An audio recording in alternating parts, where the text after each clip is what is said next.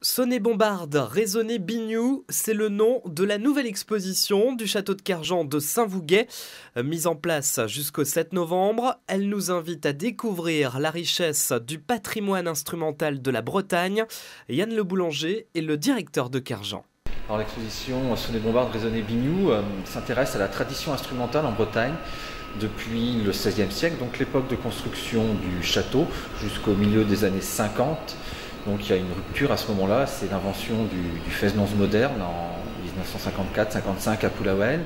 Donc là, c'est aussi la fin de la société rurale traditionnelle. Donc nous, on s'intéresse à tout ce qui s'est passé avant et ce qui fait quelque part le socle de ce dynamisme des musiques populaires et traditionnelles en Bretagne aujourd'hui. Alors non seulement du multimédia, mais aussi beaucoup d'instruments, parce que nous avons emprunté une centaine d'objets, pour la plupart des instruments, à des prêteurs privés qui n'ont jamais été montrés au public. Et c'est vrai du multimédia, pour pouvoir écouter des extraits sonores, mais aussi voir l'iconographie qui est quand même assez riche sur ce sujet en Bretagne. On a un fil rouge qui est le sonneur, évidemment. Donc la première question qu'on pose dans le parcours d'exposition, c'est qui es-tu sonneur? Et on essaye de répondre tout au long des différentes salles du château. Et on finit l'exposition par le portrait de 5 des derniers sonneurs de tradition qui permettent de répondre et de conclure à la question posée en début d'exposition. L'année 2012 est placée sous le signe des musiques dans l'air du temps. Le château de Kerjan est en effet l'un des 5 sites gérés par Chemin du Patrimoine en Finistère, un établissement dirigé par Philippe Ifry. Et depuis 2006, Chemin du Patrimoine en Finistère est un établissement public qui réunit 5 sites majeurs patrimoniaux du département, le château de Kerjan bien sûr, l'abbaye du Relecq, l'abbaye de Daoulas, le domaine de Trévarez et puis le manoir de Kernow.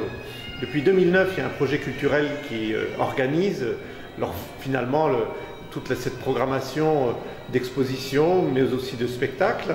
Et c'est la première fois en 2012 qu'il y a une thématique commune qui est partagée et qui se décline en 3 expositions autour de la musique.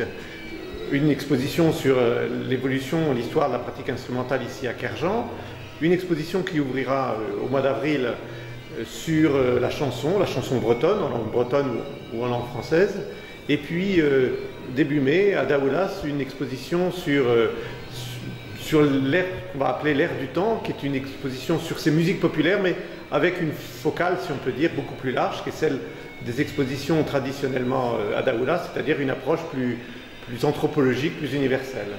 L'idée étant de montrer que ces musiques, aussi traditionnelles soient-elles, sont soumises à l'ère du temps et subissent des influences qui sont des influences de mode ou des apports extérieurs.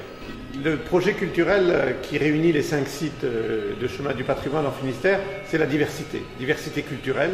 Et cette diversité culturelle, elle s'incarne particulièrement bien en Bretagne autour des questions de la musique. C'est quelque chose qui tient à cœur, je crois, très très fortement les Bretons. Il y a un phénomène musical breton de toute façon. Et c'était bien pour ce premier sujet partagé qu'on puisse avoir une thématique qui soit aussi unanime.